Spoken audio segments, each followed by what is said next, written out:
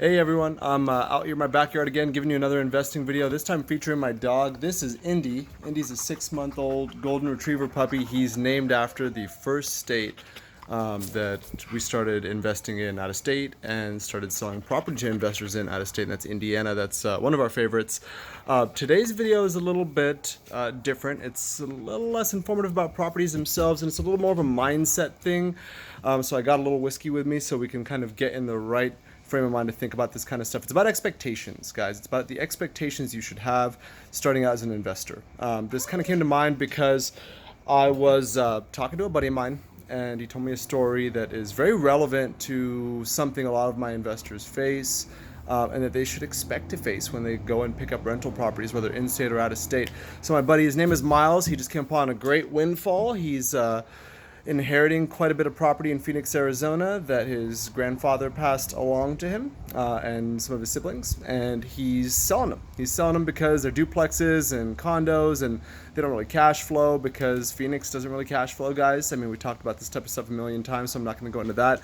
But he got a call from his realtor yesterday. He's a couple days out from closing on one of those condos. He got a cash offer from an out-of-state investor, some guy with a ton of money in Florida or something like that, who wanted to pay full price cash, $250K for like a condo that's renting for $950 a month. And his realtor got a call from the tenant that the buyer expected to be paying his rent check when he purchased it.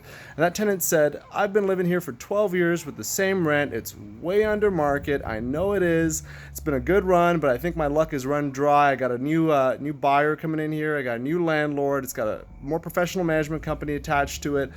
And I think I'm going to have to move out right before closing, or right after closing, or very soon, something like that. And that's the type of surprise most investors face. Out of state, in state, doesn't matter. Tenants move out.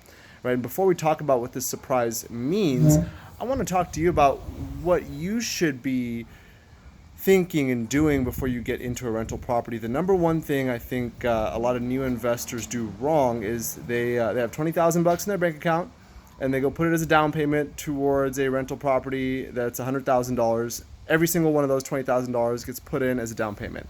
And they expect to be completely profitable every month, year one, even though they want to own it for 20, 25, 30 years. And that's what's wrong with investor mindset or new investor mindset. Guys, this is risky. This is variable. And even when you make the right decisions, all you're doing is reducing your risk to the lowest amount possible.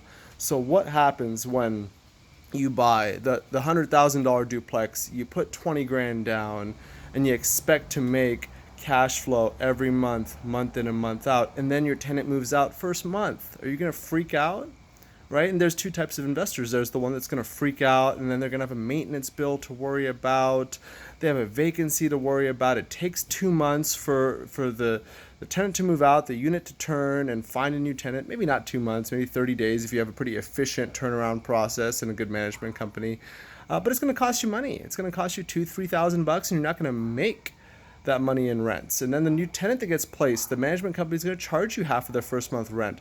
This is what happens year one, folks. Be prepared for this, right? You want this to happen. You want to embrace it. You want to have money put aside for it. You don't want to freak out when it happens. Just know that when you invest in anything, whether it's your 401k or a rental property, look at your 401k. The stock market brings in an average, 7 or 8% return over a long term of investment. Guys, that's not year one. Year one, it might go up, it might go down. And if you're investing in your 401k in a peak market like this and the economy changes, guess what? You're losing money. And you can't look at it every day, and you can't panic. You have to keep this investment afloat. You are now a business owner, right?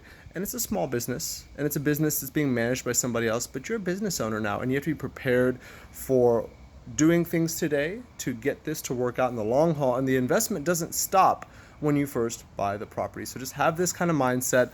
Know that the most common thing that's going to occur is tenant turnover when you first buy a property. Guys, these tenants don't want to go under professional management a lot of the time. You're buying a used property with somebody else's inherited tenants. You're going to have to perform a little bit of maintenance on the property per se. Not just physical maintenance, but maintenance on the management of it. You're going to have to turn things around. Stabilize your property. Know that you're going to have to stabilize your property. You might have a great first year. You might be very profitable first year. You might break even first year. But just be prepared for potentially the worst. And this is really what I think the worst is. The worst is if you do an inspection and you get leases from the tenants and you really have a good management company, you turn all the tenants in the building, right? You turn all of them, and it's a 30-day turn if it doesn't need a lot of work per unit and you didn't expect a lot of work per unit.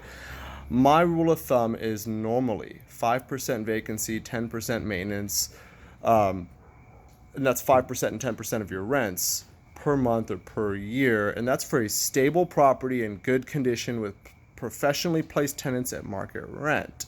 Right? When you don't have all those conditions, expect to pay more for vacancy and maintenance. And I think to be safe, double those numbers for year one. Have a 10% vacancy budget and a 20% maintenance budget for the first year. And that's outside of things that you know need to be repaired when you perform the inspection. If you go in there with that being your expectation, you're going to feel good about the outcome at the end of the year, and you're going to feel a whole lot better about your property once it's stable over the years to come after. And remember, folks, you do want to hold a cash flow rental property long term if your goal is cash flow to see the best results. Right? So just have that in your head. Be okay with things going wrong.